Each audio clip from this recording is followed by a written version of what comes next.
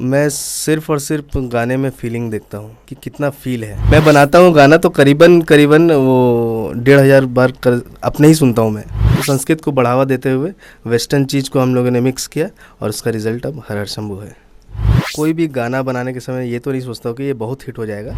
आज जब आप जो जो चीज़ को सुन रहे हैं, इरिटेट भी आप उस चीज़ से बहुत जल्दी हो जाएंगे। कभी भी नया कुछ ट्रेंड आया तो वो सिंगर बदल सकते हैं, मगर म्यूजिशियन तो आगे चलता रहेगा उनका काम। हम लोग जिस जगह में रहते हैं वो इंडस्ट्रियल टाउन है। यहाँ का सोच है कि आप नौकरी कर लीजिए, आपका सब चीज़ सेटल्ड है पूरा।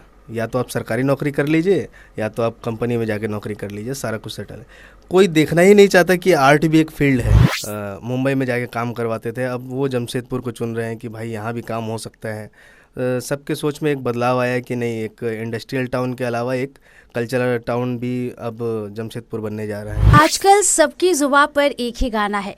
आप चाहे मोबाइल का रिंगटोन हो या यूट्यूब ट्रेंडिंग सॉन्ग या इंस्टाग्राम रील, सब जगह एक ही गाना सबकी जुबान पर, पूरे देश एक ही गाने की भक्ति में रम चुका है। जी हाँ, इस सावन के पावन मौसम में उस गाने ने 4 चांद लगा दिया है। जिस गाने की हम बात कर रहे हैं आप समझ चुके होंगे, हर हर शंभू। इस गाने को जमशेदपुर के युवा ने जमशेदपुर में ही रिकॉर्ड किया है और इसे जहां से रिकॉर्ड किया गया है, आज हम वही स्टूडियो में मौजूद हैं और हमारे साथ है उसी गाने को म्यूज़िक देने वाले आकाश देव। तो चलिए उनसे बात करते हैं और जानते हैं कि उन्हें कैसा लग रहा है कि आज उनका ये म्यूज़िक दिया हुआ जो गाना हर हर शंभू है पूरा यूट्यूब ट्रेंड कर रहा है। तो चलिए उनसे बात करते हैं। पहले तो हम आपसे ये जानना चाहेंगे कि ये पूरे देश के युवा हो या पूरा भक्ति, जो सावन का पावन महीना होता है तो सब जगह यही गाना छाया हुआ है, तो आपको कैसा लग रहा है? सबसे पहले तो आपका धन्यवाद मेरे स्टूडियो में आने के लिए। बहुत खुशी होती है कि आपका बनाया हुआ काम पूरे भारत में बज रहा है, सबके मोबाइल का रिंगटोन है, रील्स बना रहे हैं इसमें और शेयर कर रहे हैं, इसमें गाना मतलब कवर सॉन्ग बन रहा है। तो ये बहुत खुशी की बात है कि एक छोटे से जगह से हम लोगों ने ये गाना बनाया था और ये पूरा भारत में अभी चल रहा है। जब आपने ये गाना रिकॉर्ड कर रहे थे तो क्या दिमाग में था कि नहीं ये बहुत हिट हो जाएगा, या फिर ऐसा कुछ आपने सोचा था? कोई भी गाना बनाने के समय ये तो नहीं सोचता हूँ कि ये बहुत हिट हो जाएगा, लेकिन कभी भी गाना बनाता तो ये सोचता हूँ कि जो टारगेट ऑडियंस है जितना हो सके वो मतलब जितना लोगों तक पहुंचना चाहिए वो पहुंच सके। एवरग्रीन बनना चाहिए हर चीज़, इस चीज़ में ध्यान रहता है। और कभी ये चीज़ नहीं सोचते कि ट्रेंडिंग पे आएगा, हर के मोबाइल में रिंगटोन होगा, ये सब नहीं सोचा था, लेकिन उम्मीद से बहुत ज़्यादा मिला हम लोग। शिव शिव शंभू गाने ने कितना कुछ बदल दिया, मतलब जो पहले था और अभी? हर हर शंभू के बाद अब मुझे बाहर से भी काम आने लगे हैं। बहुत सारे ऐसे कॉन्टेक्ट बने हैं जो मुंबई में जाके काम करवाते थे, अब वो जमशेदपुर को चुन रहे हैं कि भाई यहाँ भी काम हो सकता है। सबके सोच में एक बदलाव आया कि नहीं, एक इंडस्ट्रियल टाउन के अलावा एक कल्चरल टाउन भी अब जमशेदपुर बनने जा रहा है। कहते हैं कि पर्दे के पीछे रहकर, क्योंकि जीतू शर्मा जो है या फिर अभिलिप्सा है वो पर्दे के सामने है, लोग उन्हें देख रहे हैं, लेकिन आपका म्यूज़िक लोगों को काफ़ी पसंद आ रहा है। तो ये एक्सपीरियंस कैसा था पर्दे के पीछे रहकर? पर्दे के पीछे अगर देखा जाए तो बहुत सारे ऐसे कलाकार होते हैं जो पर्दे के सामने आ ही नहीं सकते हैं। उनका काम ही होता है कि वो बैकग्राउंड से सारे चीज़ को मैनेज करें। और इसमें अगर देखा जाए तो एक छोटा सा एग्जांपल बताना चाहूँगा कि अगर पुराने गाने आप सुने होंगे ना, तो उसमें म्यूज़िक देने वाले जो थे वो आज तक म्यूज़िक उसमें दे रहे हैं, लेकिन सिंगर्स क्या होते हैं कि कभी भी नया कुछ ट्रेंड आया तो वो सिंगर बदल सकते हैं, मगर म्यूजिशियन तो आगे चलता रहेगा उनका काम। कि ये गाना जब आया आपके पास तो कैसे सोचे, क्योंकि इस गाने में वेस्टर्न टच भी दिखता है जो यूथ को काफ़ी पसंद आ रहा है। इस गाने में हारमोनियम भी है, नहीं पता कितने लोगों ने सुना उसको ध्यान से। हारमोनियम भी है और एक वेस्टर्न कल्चर का डब स्टेप म्यूज़िक भी है। जो आप ड्रॉप सुन रहे हैं वो इंस्पायर्ड है मेरा जो स्क्रिलेक्स नाम है, जिनका बहुत बड़े म्यूज़िक कंपोज़र हैं, म्यूज़िक प्रोड्यूसर है, तो उनसे इन्फ्लुएंस होके और सबसे पहले टीम के पास ये गाना आया तो हम लोगों ने सोचा कि इसको यूथ के लिए बनाते हैं। संस्कृत वर्ड है, संस्कृत वर्ड में कुछ नया करते हैं, उसीलिए उसमें डिसाइड किया कि इसमें संस्कृत जितना भी है संस्कृत को वेस्टर्न के साथ मर्ज करते हैं, क्योंकि अभी विदेश तक में आप सुनेंगे कि प्रोग्रामिंग लैंग्वेज को भी संस्कृत में किया जा रहा है ताकि वो शॉर्ट एंड सिंपल हो सके। तो संस्कृत को बढ़ावा देते हुए वेस्टर्न चीज़ को हम लोगों ने मिक्स किया और उसका रिजल्ट अब हर हर शंभू है। कि ये जर्नी कैसे शुरू हुई, कब आपने सोचा कि नहीं मुझे म्यूज़िक बनाना चाहिए, इसके बारे में थोड़ा बताएं। बचपन से क्या इसी में पैशन था? देखिए ऐसा कुछ नहीं था। बचपन में मैं सबसे पहले तो ड्राइंग करता था और मेरे इसके स्केच और पेंटिंग दोनों करता था। तो शुरू से आर्ट फील्ड में होने के कारण म्यूज़िक में ही बहुत जल्दी जुड़ाव हो गया और मंदिर में बाजा बजता था, वो मैं बजाता था। फिर धीरे धीरे वहाँ से इन्फ्लुएंस होकर धीरे धीरे मतलब म्यूज़िक मेरे समझ में आने लगा जब, तो 14 साल लगे इस जर्नी को और अब म्यूज़िक में पूरा प्रॉपर तरीक़े से अब घुस चुके हैं हम। तो फैमिली से कितना सपोर्ट रहता था? क्योंकि क्या होता है कि जब हम छोटे जगह से होते हैं तो नहीं मुझे डॉक्टर बनाना है, इंजीनियर बनाना है, और जब कोई बच्चा कहे कि नहीं मुझे म्यूज़िक बनाना है, तो कितना सपोर्ट मिला? हम लोग जिस जगह में रहते हैं वो इंडस्ट्रियल टाउन है। यहाँ का सोच है कि आप नौकरी कर लीजिए, आपका सब चीज़ सेटल्ड है पूरा। या तो आप सरकारी नौकरी कर लीजिए या तो आप कंपनी में जाके नौकरी कर लीजिए, सारा कुछ सेटल है। कोई देखना ही नहीं चाहता कि आर्ट भी एक फील्ड है, उसमें ही पैसा कमा सकते हैं। और इसका मेन कारण भी है कि जितने भी पीछे कलाकार हुए कुछ ऐसा छवि छोड़ के गए जो अच्छा नहीं है, ठीक है। तो घर से सपोर्ट तो मिला, पापा का कम मिला, मम्मी का थोड़ा ज़्यादा ही मिला। तो जिसके कारण सपोर्ट मिलने के कारण अपने ही पैसे से मैं धीरे धीरे करके म्यूज़िक इंस्ट्रूमेंट लेता रहा और धीरे धीरे ये प्रोग्रामिंग सीखता रहा।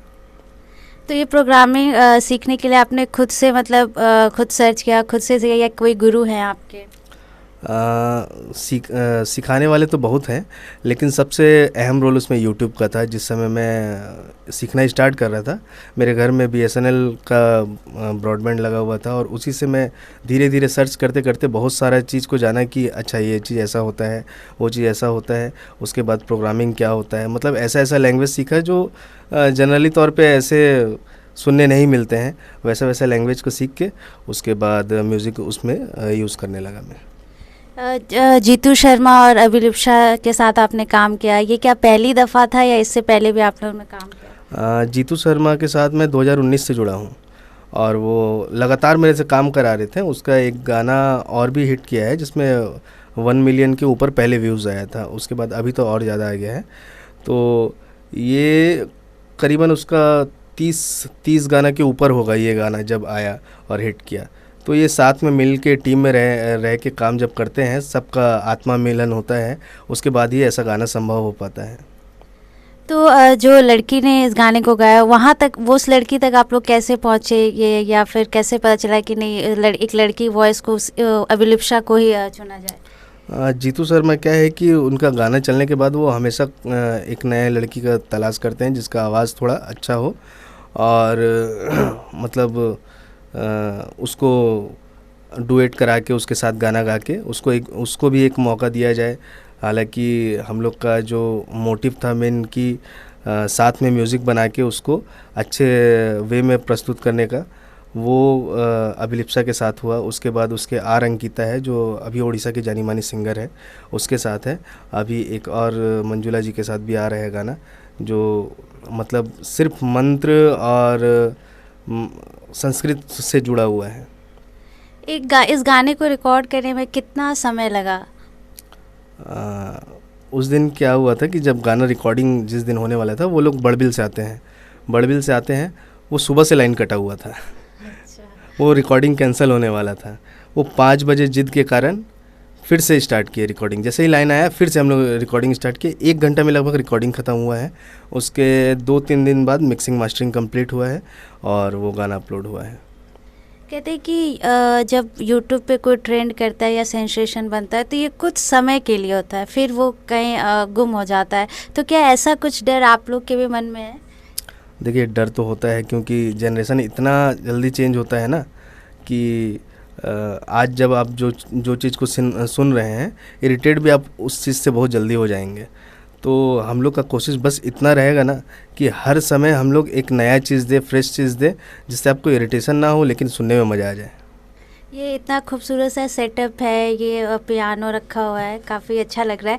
तो ये सब जब म्यूज़िक बनाते हैं तो ये सब मतलब कैसे कंपोज करते हैं, क्या ध्यान में रखते हैं कि लोगों को पसंद आए?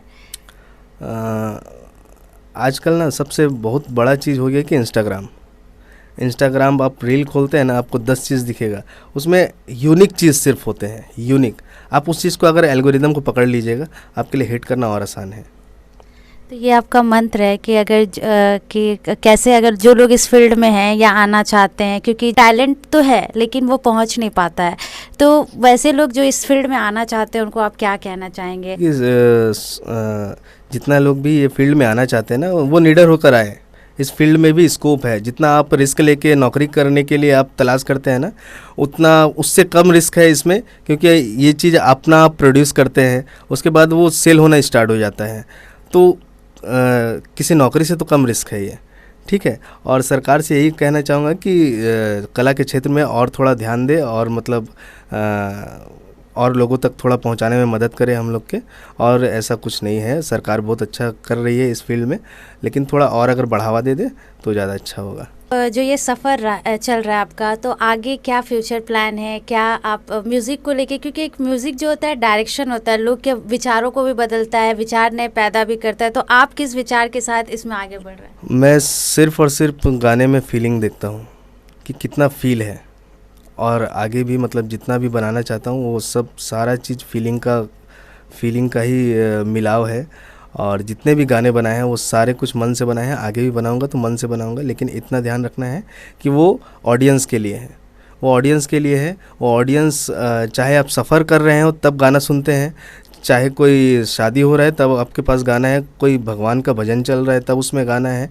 किसी चीज़ में भी आप अगर ले लेना तो उसमें गाना कंपलसरी है, संगीत कंपलसरी है। तो उस चीज़ को अगर देखें ना, तो आगे चल के उस चीज़ को भी हम लोग धीरे धीरे करके मतलब बनाए रखना चाहेंगे। हर शंभू जो है, इसके लेकर कुछ ऐसा जब रिकॉर्ड कर रहे हो तो कोई इंटरेस्टिंग बातें हुई हो, या कभी लगा हो ड्रॉप डाउन कि नहीं ठीक जा रहा है, ऐसा कुछ लगा रहा? इंटरेस्टिंग बात तो वो है कि जब मेरे पास डेमो आया था ना, तो वो थोड़ा उलटफेर था उसमें, कि जैसे बताया ना कि क्लासिकल में है 3 ताल पे है। अब मैं थोड़ा तबला जानता था करके, इसलिए मैं उसको बोला कि 3 ताल में नहीं आ रहा है, ये एक्चुअल में 3 ताल में है। तो फिर उसको सजाया तो बोलते सर मेरा गाना चेंज हो गया, जीतू शर्मा। तो फिर जीतू शर्मा ने विश्वास रखा कि नहीं, आप अगर जान रहे तो सही किए होंगे करके। और ये गाना उसके बाद जब 3 ताल में निखर के आया तो मज़ेदार था। वो दिन कितना अच्छा था जब आप लोगों को पता चला कि मेरा गाना टॉप ट्रेंडिंग में चल रहा है यूट्यूब में, जहाँ से आपने सीखना शुरू किया था, और आज आप वहाँ फेमस हो गए। तो कैसा एक्सपीरियंस था जब लगा, उस दिन लगा तो कैसा लगा? जिस दिन मैंने अपने मतलब हर हर शंभू को 22 नंबर पे देखा था, वो खुशी बताने मतलब एक्सप्रेस करने लायक नहीं है, मतलब किसी के सामने मैं रख नहीं सकता उस चीज़ को। वो बहुत एक अंदर का एहसास है जिसको बताना बहुत मुश्किल है उस चीज़ को। तो आपने अपने गाना को रिकॉर्डिंग के बाद कितनी बार सुना? 1000 बार से ज़्यादा सुन लिया होगा।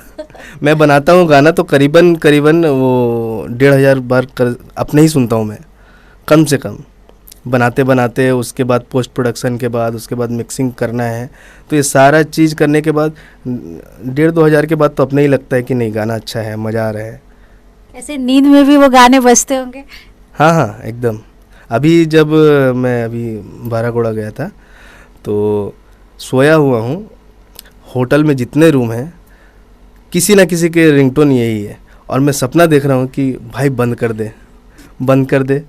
और मेरा मतलब अंदर से फीलिंग आ रहा है कि भाई मज़ा तो आ रहा है, लेकिन अब मैं सोना चाहता हूँ, मेरे हर शंभू को बंद करो प्लीज़। मैं बहुत सुन लिया हूँ, और लेकिन ये एहसास इतना अच्छा होता है, आप बोर नहीं होते हैं। कुछ देर के लिए लगता है कि नहीं मैं सारे जगह बज रहा है तो थोड़ा डिस्टर्ब हो रहा हूँ करके, क्योंकि आप उससे बाहर भी निकलना है। अब मेरे को हर शंभू से बाहर निकल के और भी हिट्स मतलब अपने तरीके से म्यूज़िक बनाना है, तो अब उससे तो बाहर निकलना होगा मेरे को। चलिए, अच्छा लगा आपसे बातचीत करके, और भोलेनाथ की कृपा ऐसी आप पे बनी रहे, और आप ऐसे ही हिट सॉन्ग्स और झारखंड का नाम रोशन करते रहे। हमेशा झारखंड के लिए मैं हमेशा सोचता हूँ, जहाँ जन्म लिया हूँ उस जगह का, उस मिट्टी का मैं हमेशा नाम बढ़ाऊँगा।